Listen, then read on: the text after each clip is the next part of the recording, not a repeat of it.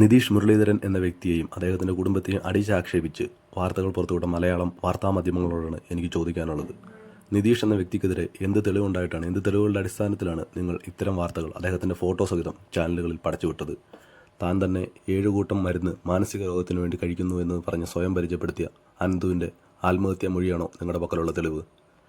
നിങ്ങൾ നിതീഷിൻ്റെ തലയിൽ വെച്ച് കെട്ടിയിരിക്കുന്ന കുറ്റങ്ങൾ പ്രകൃതി വിരുദ്ധ പീഡനവും ആത്മഹത്യ പ്രേരണയുമൊക്കെ അല്ലേ? ഞാനൊന്ന് ചോദിക്കട്ടെ, ഇത്തരമൊരു വാർത്ത പടച്ചുവിടുന്നതിന് മുന്നേ നിങ്ങൾ ഈ 2 വ്യക്തികളുടെയും പ്രായം എത്രയാണ് എന്നെങ്കിലും അന്വേഷിച്ചിരുന്നോ? ഞാൻ മനസ്സിലാക്കിയെടുത്തോളം അനന്തു ജനിച്ചിട്ടുള്ളത് 1999-ലും നിതീഷ് ജനിച്ചിട്ടുള്ളത് 1992-ലുമാണ്. എന്ന് പറഞ്ഞാൽ ഇവരുടെ പ്രായ വ്യത്യാസം 7 വയസ്സ് മാത്രം. അനന്തു തന്നെ പറയുന്നു അദ്ദേഹത്തിന് നിതീഷിൽ നിന്ന് ഇങ്ങനൊരു അനുഭവം ഉണ്ടായിട്ടുള്ളത് അദ്ദേഹത്തിന് 3 വയസ്സ് പ്രായമുള്ളപ്പോഴാണെന്ന്. എന്ന് വെച്ചാൽ അന്ന് നിതീഷിൻ്റെ പ്രായം 10 വയസ്സിൽ താഴെ മാത്രം. ഈ 2 ബാലന്മാർക്കിടയിൽ എന്തെങ്കിലും ഉണ്ടായിട്ടുണ്ട് എങ്കിൽ തന്നെ അതിനെ നിങ്ങൾ ചിത്രീകരിക്കേണ്ടത് പ്രകൃതി വിരുദ്ധ പീഡനമായിട്ടാണോ? അതും ഈ ഒരു സംഭവം 10-25 വർഷങ്ങൾക്ക് ശേഷം ഇന്ന് അനന്തു റിപ്പോർട്ട് ചെയ്യുമ്പോൾ, അവൻ ആത്മഹത്യ ചെയ്യുമ്പോൾ അതിനെ ആത്മഹത്യ പ്രേരണയായി നിങ്ങൾ ഏത് വകുപ്പിലാണ് വ്യാഖ്യാനിക്കുന്നത്? നിങ്ങൾ തന്നെ വിചാരണയും വിധിയും നടത്താനാണ് എങ്കിൽ പിന്നെ ഈ നാട്ടിൽ പിന്നെ പോലീസും കോടതികളും ഒന്നും ആവശ്യമില്ലല്ലോ. മാധ്യമങ്ങൾ തന്നെ ഇതെല്ലാം അങ്ങ് ഏറ്റെടുത്ത് ചെയ്താൽ പോരെ?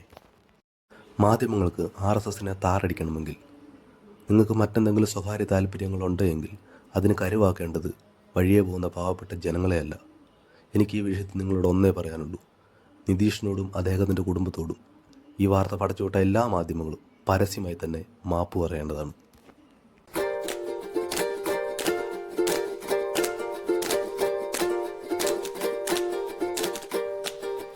നമസ്കാരം, ഞാൻ സെലസ് മേനോൻ. ഇന്ന് ഞാൻ നിങ്ങളുമായി പങ്കുവയ്ക്കുന്നത് അനന്തു അജി എന്ന ചെറുപ്പക്കാരൻ്റെ മരണവുമായി ബന്ധപ്പെട്ട് കഴിഞ്ഞ ഏതാനും ദിവസങ്ങളായി മലയാളത്തിലെ പ്രമുഖ വാർത്താ ചാനലുകളെല്ലാം ആഘോഷമാക്കി ഒരു വാർത്തയുമായി ബന്ധപ്പെട്ട്, സാധാരണ മറ്റെല്ലാ വാർത്തകളെയും പോലെ ഇപ്പോൾ ഏറെക്കുറെ സൈലൻ്റായി മാറിയിരിക്കുന്ന ഒരു വാർത്തയുമായി ബന്ധപ്പെട്ട് പ്രതികരണം നടത്തുന്നത്. അനന്തുവിൻ്റെ മരണവുമായി ബന്ധപ്പെട്ട് കഴിഞ്ഞ ആഴ്ച ഒരു വീഡിയോ പുറത്തിറങ്ങിയിരുന്നു. അദ്ദേഹം ഷെഡ്യൂൾ ചെയ്ത് വെച്ചിരുന്നൊരു വീഡിയോ. ഈ വീഡിയോയെ പരാമർശിച്ചിരുന്ന ഒരു പേരുണ്ട്, നിതീഷ് മുരളീധരൻ എന്ന പേര്. ഈ വീഡിയോയുമായി ബന്ധപ്പെട്ട് ഈ വീഡിയോ ഇറങ്ങിയതിൽ പിന്നെ മലയാളത്തിലുള്ള എല്ലാ പ്രമുഖ ചാനലുകളും ഈ വ്യക്തിയെയും അദ്ദേഹത്തിൻ്റെ കുടുംബത്തെയും വ്യക്തിഹത്യ ചെയ്യുന്ന അല്ലെങ്കിൽ ഇല്ലായ്മ ചെയ്യുന്ന തരത്തിലുള്ള വാർത്തകളാണ് പുറത്തുവിട്ടുകൊണ്ടിരിക്കുന്നത്. ഞാൻ ആദ്യമേ തന്നെ പറയട്ടെ, അനന്തു അജി എന്ന വ്യക്തിയുടെ, മരണപ്പെട്ട വ്യക്തിയുടെ കുടുംബത്തിൽ നിന്നും ഒരാൾ പോലും ഒരു കംപ്ലൈൻറ്റ് പോലും നൽകുന്നതിന് മുന്നേ ഈ മാധ്യമങ്ങൾ ഈ വിഷയത്തിൽ ഇത്രമാത്രം ചൂടുപിടിച്ച ചർച്ചകൾ നടത്തണമെന്നുണ്ടെങ്കിൽ അതിന് മാത്രം എത്ര വലിയ മാധ്യമ വികാരമാണ് ഈ വിഷയത്തിൽ ഉണ്ടായിട്ടുള്ളത്. രാഷ്ട്രീയ പാർട്ടികൾക്ക് അവരുടേതായിട്ടുള്ള രാഷ്ട്രീയ ലക്ഷ്യങ്ങളുണ്ടാകും. ഞാൻ അതിനെക്കുറിച്ച് കൂടുതൽ ഈ വീഡിയോയിൽ ചർച്ച ചെയ്യുന്നില്ല. പക്ഷേ മാധ്യമങ്ങൾക്ക് അവരുടെ ഒരു മാധ്യമ ധർമ്മമുണ്ട്. വാർത്തകൾ ഇല്ല എങ്കിൽ വഴിയെ പോകുന്ന ആരെയെങ്കിലും പിടിച്ച് വാർത്തയാക്കുന്നതാണോ നിങ്ങളുടെ മാധ്യമധർമ്മം? നിങ്ങൾ ഒരേ ഒരു കാര്യം ഈ ഒരു വിഷയത്തിൽ ചിന്തിച്ചിരുന്നുവെങ്കിൽ ഇങ്ങനൊരു വാർത്ത പോലും ഉണ്ടാകില്ലായിരുന്നു എന്നാണ് ഞാൻ വിശ്വസിക്കുന്നത്. അനന്തു അജി എന്ന ചെറുപ്പക്കാരൻ്റെ ആത്മഹത്യയുമായി ബന്ധപ്പെട്ട വാർത്തകളിൽ ഒരിടത്തും നിങ്ങൾ പ്രതിസ്ഥാനത്ത് നിർത്തിയിരിക്കുന്ന നിതീഷ് മുരളീധരൻ എന്ന വ്യക്തിയുടെ വയസ്സ് പരാമർശിച്ച് കേട്ടിട്ടില്ല. അനന്തുവിൻ്റെ ആത്മഹത്യ വീഡിയോയിൽ തന്നെ അദ്ദേഹം പറയുന്നുണ്ട്, അദ്ദേഹത്തിന് നിതീഷിൽ നിന്നും ലൈംഗിക അതിക്രമം ഉണ്ടായിട്ടുള്ളത് അദ്ദേഹത്തിന് 3 വയസ്സുള്ള സമയത്താണ് എന്ന്. ഞാൻ മനസ്സിലാക്കിയിടത്തോളം അനന്തു അജി എന്ന ചെറുപ്പക്കാരൻ ജനിച്ചിട്ടുള്ളത് 1999-ലും നിതീഷ് ജനിച്ചിട്ടുള്ളത് 1992-ലും. എന്ന് വെച്ചാൽ അവരുടെ പ്രായ വ്യത്യാസം ഏകദേശം 7 വയസ്സായിരിക്കും. അങ്ങനെയെങ്കിൽ ഞാൻ ചോദിക്കട്ടെ, നിതീഷിൻ്റെ ഇന്നത്തെ പ്രായം 32 വയസ്സ്. 32 വയസ്സുള്ള നിതീഷാണ് 3 വയസ്സുള്ള അനന്തുവിനെ ലൈംഗികമായി ദുരുപയോഗം ചെയ്തതെങ്കിൽ ഈ മാധ്യമങ്ങൾ പറയുന്ന വാർത്തയോട് ഞാനും യോജിക്കുന്നു. ഈ പറയുന്ന ആത്മഹത്യാ പ്രേരണ കുറ്റവും പോസ്കോയൊക്കെ എനിക്കും മനസ്സിലാവും. പക്ഷേ 9-10 വയസ്സുള്ള നിതീഷ് 3 വയസ്സുള്ള അനന്തുവിനെ അവർക്കിടയിൽ എന്തെങ്കിലും വികൃതികൾ നടന്നിട്ടുണ്ട് എങ്കിൽ തന്നെ അതിനെ ഇത്രമാത്രം വലിയ തെറ്റായി അവരോധിക്കേണ്ടതിൻ്റെ ആവശ്യകത എന്തെന്ന് എനിക്ക് ഒട്ടും മനസ്സിലാവുന്നില്ല.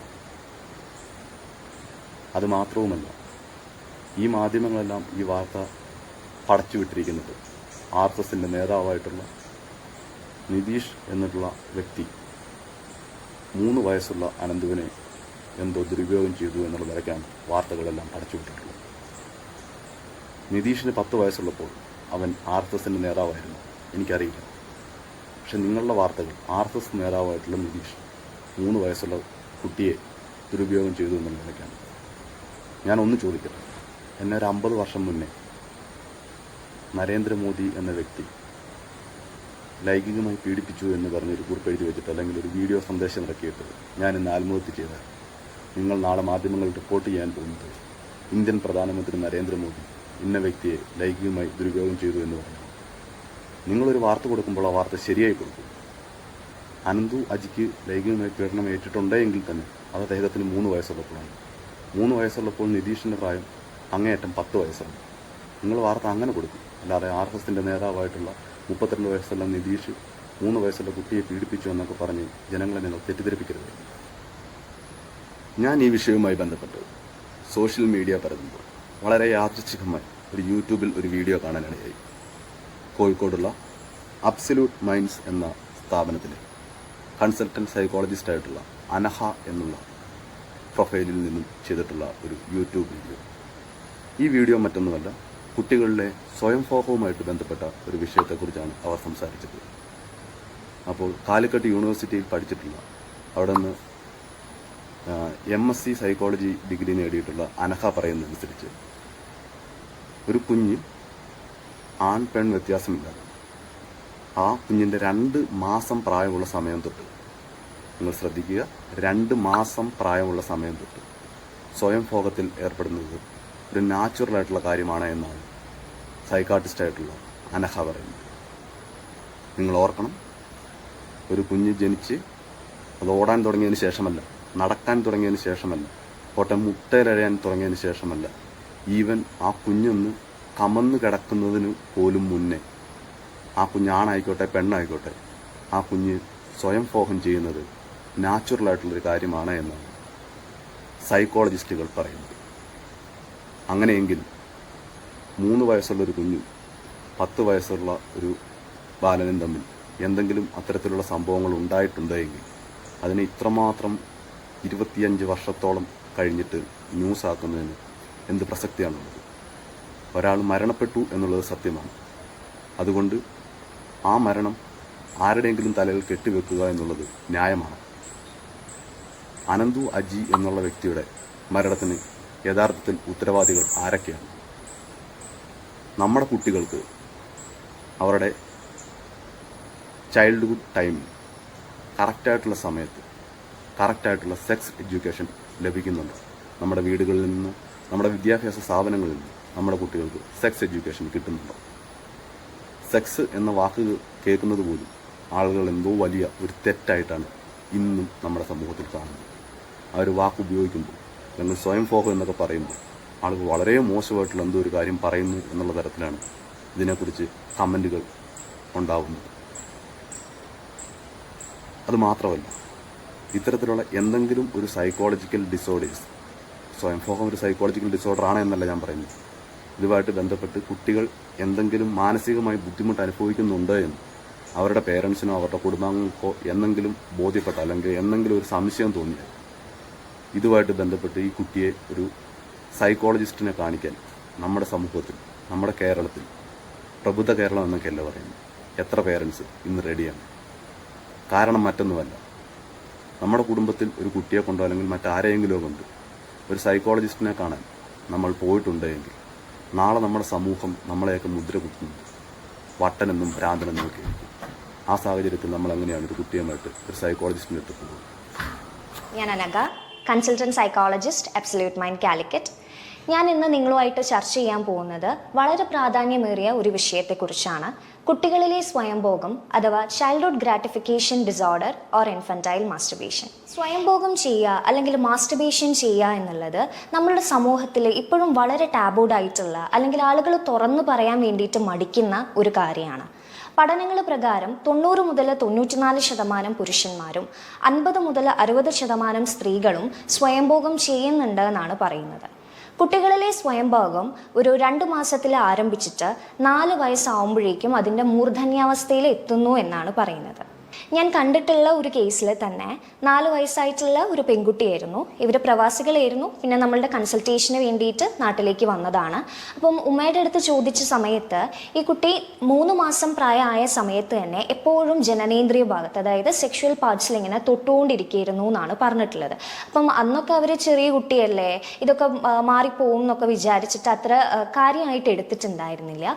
പിന്നെ വയസ്സ് കൂടുന്നതിനനുസരിച്ച് ഈ ഒരു പ്രവൃത്തി കൂടിക്കൂടി വരുന്നതായിട്ട് അവരുടെ ശ്രദ്ധയിൽപ്പെട്ടു. ചെയറിൻ്റെ കാലുകളിലും അതുപോലെ തന്നെ കട്ടിലിൻ്റെ കാലുകളിലും ഒക്കെ ആയിട്ട് ഇങ്ങനെ ജനനേന്ദ്രിയ ഭാഗങ്ങൾ പോയിട്ട് അമർത്തിയിരിക്കുന്നത് പോലെയും അതുപോലെ തന്നെ റബ്ബ് ചെയ്യുന്നതായിട്ടൊക്കെ ഇവരെ ശ്രദ്ധയിൽപ്പെടാൻ തുടങ്ങി. പിന്നെ ഇവരെ നാട്ടിലേക്ക് വന്നതിൻ്റെ ഭാഗമായിട്ട് തന്നെ കുറേ കുട്ടികളുമായിട്ട് കുട്ടി കളിക്കുന്ന സമയത്ത് മറ്റുള്ളവരുടെ ജനനേന്ദ്രിയ ഭാഗങ്ങൾ തൊടാനും അതുപോലെ തന്നെ ഇവളുടെ തന്നെ ജനനേന്ദ്രിയ ഭാഗങ്ങൾ മറ്റുള്ള കുട്ടികളെ കൊണ്ട് തൊടിയിക്കാൻ വേണ്ടിയിട്ടൊക്കെയുള്ള പ്രവൃത്തികൾ ചെയ്യാൻ തുടങ്ങി എന്നുള്ള രീതിയിലാണ് പറഞ്ഞിട്ടുള്ളത്. പാരൻസ് ഈ ഒരു പ്രവൃത്തി കാണുമ്പോൾ തന്നെ കുട്ടികളുടെ അടുത്ത് കൺസേൺഡ് ആയിട്ട് എന്താണ് നിനക്ക് ഇതുകൊണ്ട് ചെയ്യുന്നതിലൂടെ കിട്ടുന്നത് എന്നൊക്കെ ചോദിക്കുന്ന സമയത്ത് കുട്ടികൾ പറയുന്ന ചില റെസ്പോൺസുകളാണ് എന്തോ ഒരു രസം കിട്ടുന്നുണ്ട് അല്ലെങ്കിൽ ഇക്ലിയാവുന്നുണ്ട് എന്നൊക്കെ ഉള്ളത്. കുട്ടികളെ സംബന്ധിച്ചിടത്തോളം അവർ എന്താണ് ചെയ്യുന്നതെന്നോ അല്ലെങ്കിൽ അവർ ചെയ്യുന്നത് സ്വയംഭോഗമാണെന്നോ തിരിച്ചറിയാനുള്ള ഒരു പക്വതയൊന്നും അവർക്ക് ഉണ്ടാവില്ല. ഇങ്ങനെ ചെയ്യുന്നതിൻ്റെ ഭാഗമായിട്ട് എന്തോ ഒരു രസം കിട്ടുന്നു, അതുകൊണ്ട് തന്നെ അവർ ആവർത്തിച്ച് ഈ ഒരു കാര്യം ചെയ്യുന്നു എന്ന് മാത്രം. മരണപ്പെട്ട അനന്തു അജി എന്ന വ്യക്തി തന്നെ അദ്ദേഹത്തിൻ്റെ മരണമൊഴിയിൽ അല്ലെങ്കിൽ ആ വീഡിയോയിൽ പറയുന്നു, കഴിഞ്ഞ 1.5 വർഷത്തോളമായിട്ട് അയാൾ മാനസിക വിഭ്രാന്തിയുമായി ബന്ധപ്പെട്ട് വിവിധ കൗൺസിലിങ്ങുകൾ നേടുന്നതായി, കഴിഞ്ഞ 6 മാസമായി 7ഓളം മരുന്നുകൾ അദ്ദേഹം കഴിക്കുന്നതായി. ഇദ്ദേഹത്തിന് ഇങ്ങനെ ഒരു മാനസിക വിഭ്രാന്തി ഉണ്ടായിരുന്നുവെങ്കിൽ അത് അദ്ദേഹത്തിൻ്റെ കുടുംബമോ സമൂഹമോ നേരത്തെ അഡ്രസ്സ് ചെയ്തിരുന്നുവെങ്കിൽ ഒരുപക്ഷെ ഇന്ന് ആ ചെറുപ്പക്കാരൻ നമ്മോടൊപ്പം ഉണ്ടാകുമായിരുന്നു. അനന്തു അജി എന്ന വ്യക്തിയുടെ മരണമൊഴി ആയിട്ടുള്ള വീഡിയോ പുറത്തു വന്നതു മുതൽ മലയാള മാധ്യമങ്ങൾ, ഈ നാട്ടിലെ രാഷ്ട്രീയ പാർട്ടി എല്ലാവരും ഒന്നടങ്കം പറയുന്ന കാര്യമാണ് നിതീഷ് മുരളീധരൻ എന്ന വ്യക്തിക്കെതിരെ ആത്മഹത്യാ പ്രേരണയ്ക്ക് കുറ്റം ചുമത്തുന്നത്. അങ്ങനെയെങ്കിൽ ഞാൻ ചോദിക്കട്ടെ, നിങ്ങൾ പടച്ചുവിട്ട ഈ വീഡിയോ കണ്ടിട്ട് ഈ പറയുന്ന നിതീഷ് മുരളീധരനോ അല്ലെങ്കിൽ അദ്ദേഹത്തിൻ്റെ കുടുംബത്തിൽ ആരെങ്കിലും ആത്മഹത്യ ചെയ്യുകയോ അല്ല എങ്കിൽ ഒരു ഹൃദയാഘാതമുണ്ടാവുകയോ അതുപോലുള്ള കാര്യങ്ങൾ എന്തെങ്കിലും ചെയ്തു കഴിഞ്ഞാൽ ഇത്രയും വലിയ മാനസിക വേദന ഉണ്ടാക്കുന്ന വാർത്തകളുണ്ടായാൽ ഇതൊക്കെ ചെയ്യാൻ സാധ്യത ഉണ്ട് എന്നുള്ളതുകൊണ്ട് ഞാൻ പറയുന്നത് മാത്രം. അങ്ങനെ എന്തെങ്കിലും ഒരു ഇൻസിഡൻറ്റ് ഉണ്ടായിക്കഴിഞ്ഞാൽ ഈ പറഞ്ഞ മാധ്യമങ്ങൾക്കെതിരെ, ഈ പറയുന്ന രാഷ്ട്രീയ കക്ഷികൾക്കെതിരെ നിങ്ങൾ ആത്മഹത്യാ പ്രേരണയ്ക്ക് കുറ്റം എടുക്കുന്നു.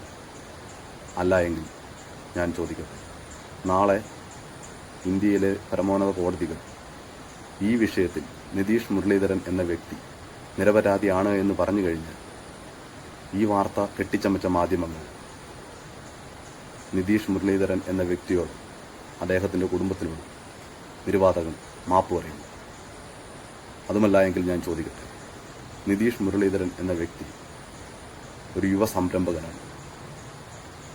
ഈ വാർത്ത പുറത്തു വന്നതിൽ പിന്നെ DYFI പ്രവർത്തകർ അദ്ദേഹത്തിൻ്റെ കാഞ്ഞിരപ്പള്ളിയിലുള്ള ഒരു കട അടച്ചു തകർക്കുകയുണ്ടായി. ഒരു യുവാവിൻ്റെ സ്വപ്നങ്ങളാണ് അവിടെ ഇല്ലാതാക്കപ്പെട്ടത്.